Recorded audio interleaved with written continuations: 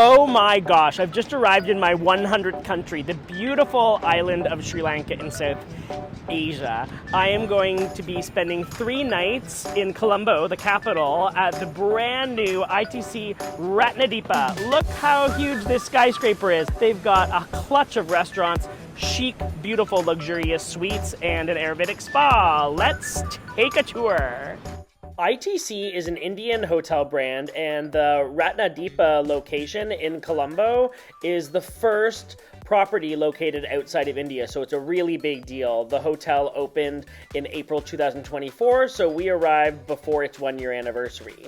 When you arrive at the property, you'll take this really amazing little elevator up to the lobby, skip past these beautiful white marble floors, past this beautiful sculptural line, and these are the check-in desks.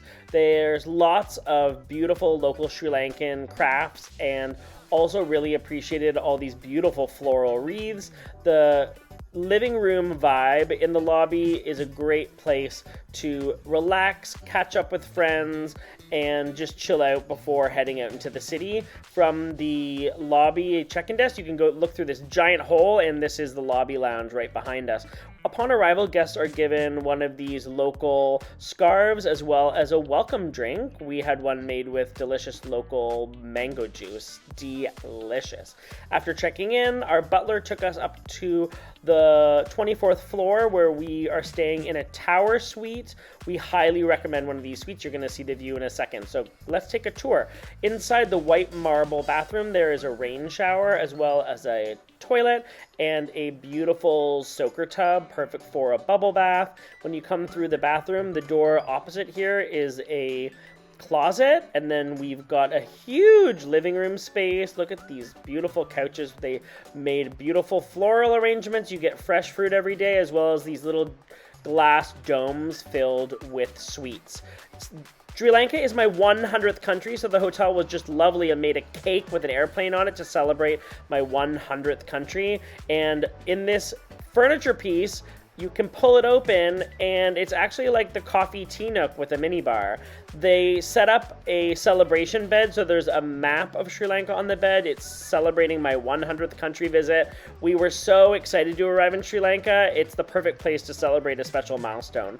Coming out onto the balcony, this is Galle Face Green, and the beach. The waves are absolutely stunning. There's a seating area so you can enjoy watching the sunrise or the sunset. The tower on the left, where we are, is the hotel. On the right, which you can see right ahead here, is the residences. So these are condominiums. Below is the swimming pool and beautiful gardens and the pool bar. The first stop on any trip, if you're feeling really jet lagged, head to the spa. This is the spa reception. You can see there's beautiful golden architectural elements, glowing lights, and lots of little handcrafts and little sculptural pieces made locally in Sri Lanka. Here we're taking a tour of the salon. So there's actually a men's salon area, so you can get your hair cut, you get a beard trim. They also have beauty treatments, pedicures, manicures, everything to keep yourself feeling fresh on holiday. Let's take a tour of the couple's treatment room. We've got 2 massage tables, a couch to have your feet treatments done, because each massage starts with a water bath for your feet. And then there's this amazing ramen bowl shaped bathtub with beautiful views overlooking the river and the casino across the way there. Look at that view, amazing. After your spa treatment, make sure to pop by the change rooms. There's a relaxation room, there's an area with sinks as well as lockers. There's also, of course, some toilets and showers, and they have a eucalyptus steam room, a cold shower, as well as this amazing cedar Swedish-style sauna. Next door to the spa, you'll find the hotel's gym. If you're looking to keep fit on holiday, this is the place to be. You can see there is a throng of workout equipment, and this choir of treadmills with a beautiful view over Galle Face Green is the best place to be if you're looking for some exercise. Beside the gym, there is the pool. There's everything from cabana-style seating to these loungers. The pool is huge and has an amazing view. There's also some kind of bubbly features if you want to get a little massage from some jets. If we turn around here, you're going to see this beautiful copper building, and this is the pool bar. They serve tiki drinks, ice cold beer, and you can also get some nibblies. On the other side of the bar, you can also have some additional lounge seating facing the river, which is really beautiful. Let's hop into the pool. It's really thirst quenching on a hot day. It certainly wasn't too hot. We really did get a cool down. And look at that view. This is the Sri Lankan flag. We've got gorgeous views of the beach, and I was so surprised at how large the waves are. You can really surf here. And up above, you'll see that is the sky pool. The ITC Hotel in Colombo is a foodie's dream. We're going to start off with Indian Ocean Pavilion. This is the all-day dining concept. So we had breakfast here, and breakfast is served here complimentary for guests every morning. There's a nice mix of Western and local Indian and Sri Lankan dishes, tons of seating and beautiful views. So let's walk through it. You've got a station with lots of local, fresh, tropical fruit, as well as a salad bar, cheese, and charcuterie station. And then we've got classic cereals with yogurt and granola, as well as some fresh fruit juice shots and a local fruit station for juices. There's a Asian noodle station, as well as a section that has congee and dim sum, as well as tons and tons of different Indian and Sri Lankan curries. So you can see there's lots of vegetarian dishes. We even got fried rice. This is the mostly Sri Lankan area, so there's chicken curry, there's rice, there's lots of coconut dishes and rice dishes. It's a really great way to introduce yourself to South Indian and Sri Lankan cooking. The must-try dish in Sri Lanka, especially for breakfast, is egg hoppers. So it's a crispy rice batter-based pancake that's filled with egg. You can see it right there. The hopper station features tons and tons of different toppings. So you've got everything from spicy sambals to chutneys. Amy's topping her egg hopper with some shredded coconut. There's a Western station, so you've got sausages, hard-boiled eggs, sautéed mushrooms, beans, and then we've got a toasting station. You've also got roasted tomatoes and hash browns, French toast, and you've got some samosas and pakoras. So we've got more Indian and South Asian cuisine. This is a whole section of curries and curry leaf rice and chana, as well as potato curries, parathas, and then we've got more food. The Western section also has waffles and pancakes, which are ordered à la minute. Really delicious croissants. These red ones are raspberry cream filled, as well as cakes, muffins. We came to our table. I had a watermelon juice, ordered a selection of popular South Indian treats dipped in some spicy chutney. It was a great breakfast. If you're looking to taste North Indian cuisine, head to Peshari. This is a classic restaurant by ITC Hotels, and there's also famous branches at the Delhi and Agra location, which I've already been to, called Bukhara. The restaurant is very famous in India and specializes in grill, kebabs, and every kind of wheat bread, from parathas to naans, which we're going to show you. The views, of course, are beautiful, overlooking the ocean. The menus are organized as non-vegetarian and vegetarian. We absolutely fell in love with the ginormous ice cube served at the hotel. This is not the first time you're going to see that. This is the restaurant's famous dal makhani, which is roasted over charcoal for days on end. We started off with a lovely pomegranate welcome drink. They brought us some papadam, as well as some chutney and shaved red onion with chilies and lime. There is a parade of North Indian cuisine coming to the table. This is the largest naan I've ever seen. We got tikka paneer, some delicious yogurt marinated chicken thighs, some roasted lamb, 2 Sri Lankan beers, and the largest naan in the history of life. You could literally birth a child, triplets, and you could use this naan as their crib. This is a non-crib. They also give you these gorgeous bibs to ensure you don't get any splatter on your shirt, so I very much appreciated that. My favorite, of course, is the dal makhani. The customer service is really excellent. They plate everything for you. If you're staying at the ITC in Colombo, absolutely have lunch or dinner at Peshari. Absolutely delicious. This is our amazing butler. He was with us at all times of day. I felt like Brad Pitt and Angelina Jolie when they were married. Silver Tips is the lobby lounge, and there's beautiful water features. It's located right behind the check-in desk. There's this ginormous, beautiful wine cellar. Look at this selection of wines. It's really beautiful. And when you come through the wine cellar, you'll enter the bar, and the bar has this really nice low-level seating. This is a coffee shop, tea house, a bar. So in the morning, it's a place to have coffee and cakes and tea, and in the evening and afternoon they play live sports. And look at that view of the check-in desk. Loved it. We are tea lovers, so came here to do a Sri Lankan local loose leaf tasting. So we sniffed all of the different quality local teas that they have on their menu and selected 3 that we wanted to try. Black teas are the most famous in Sri Lanka, also known as Ceylon tea. We sat down, and 3 of the teas were brought in different teapots. They provide a raisin cookie as well as a chocolate cookie to go with each tea. This one here is a very floral black tea. We also ordered my favorite, which is jasmine, and a classic Earl Grey, which we had served with steamed milk. You have to come to Ahasa. This is the restaurant, bar, live jazz club. It's a whole mix of different things, even a club lounge that is open in the afternoon to the late evening.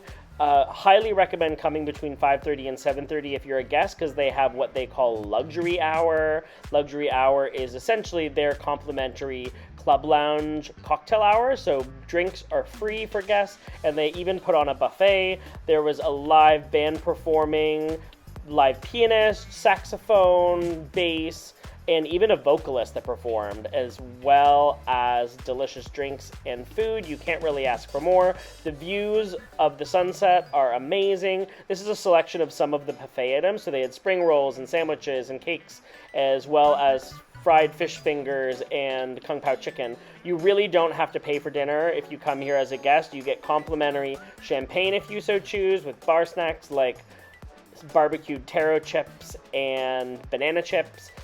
Love this concept. Make sure to come here to enjoy the live music as a pre-dinner experience.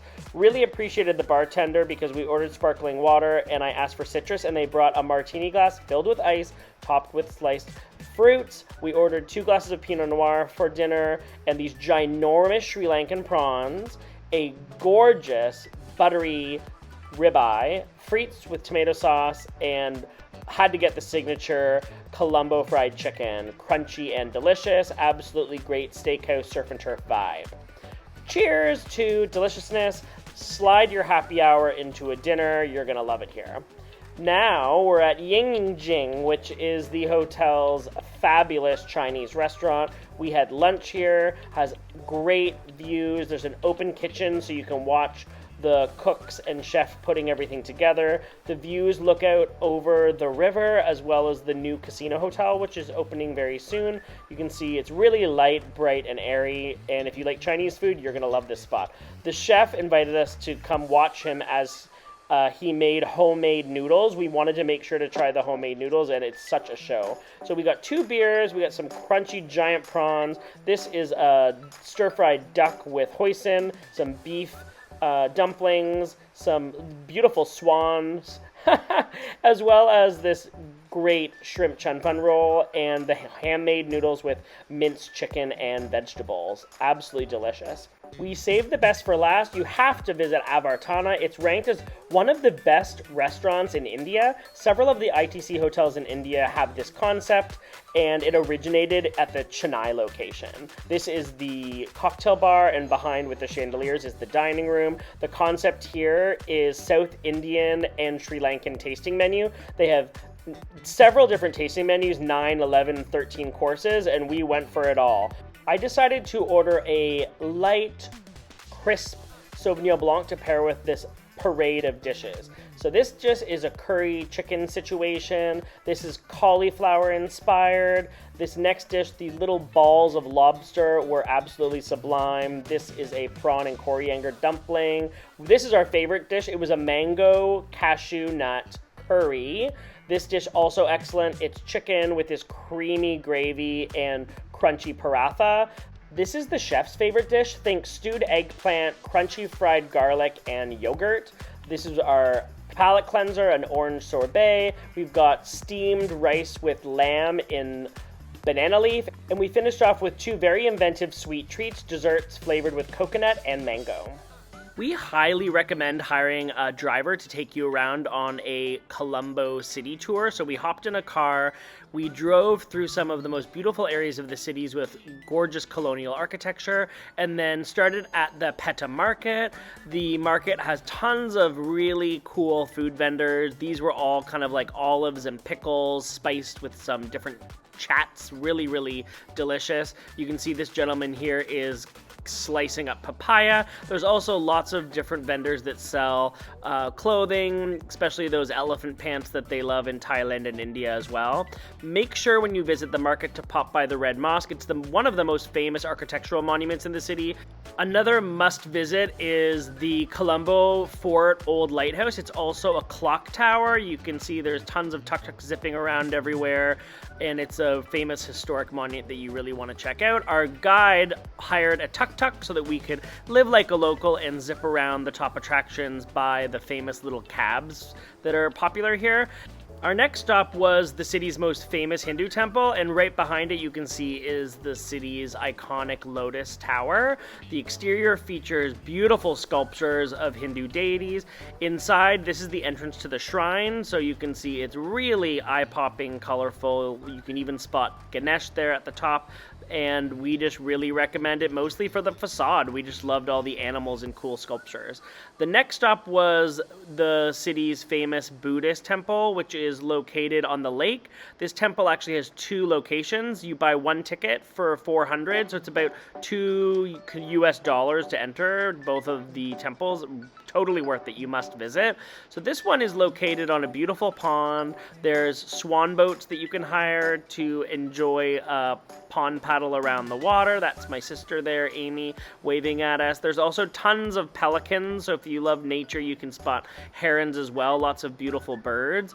The temple is lined with a choir of Buddhas, and also we're going to spot some within the property surrounded by gardens. So this is a beautiful tree with a seated Buddha. There's also a Ganesh and some other Hindu deities.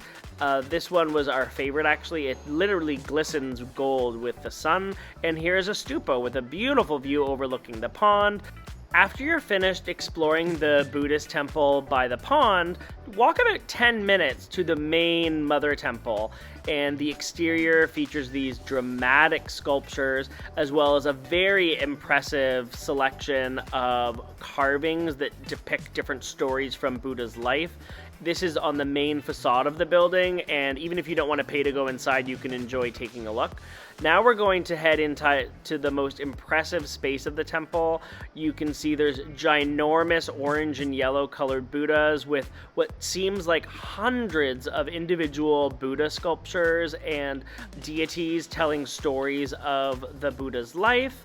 We can also see, look at this one. This is my favorite view. Isn't this gorgeous? It's like what seems like hundreds of different deities worshiping the Buddha, and locals come here. It's the most famous Buddhist temple in the capital of Sri Lanka, in Colombo. Outside, there's another white stupa with more Buddhas, more Buddhas, more Buddhas. We love this bird sculpture with another Buddha riding a lotus flower. There are several rooms within the complex absolutely perfect for antique lovers. You'll find everything from little Buddha sculptures to paintings to old photos, as well as even Buddhist literature library. And really fascinating is this huge elephant bust. This is a piece of art. It's not a real elephant, of course.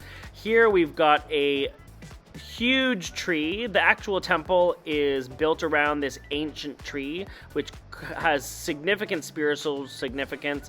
People leave lotus flowers here, and you'll find many people holding on to the limbs of the tree and praying for good luck and good health. There's also additional beautiful artistic reliefs of these different Buddhist moments, and as you step out of the temple, there's these amazing sculptures. And then we thought we were finished, but there's more Buddhas, and then there's more. These are thousands of Buddhas. And if you were wanting something that's totally surprising, you'll find a taxidermied crocodile. Just wild. No trip to the Sri Lankan capital is complete until you've visited Galle Face Green, the beautiful waterfront with gorgeous rolling waves. It's located directly in front of the ITC Colombo. We hope you have a great time in the Sri Lankan capital.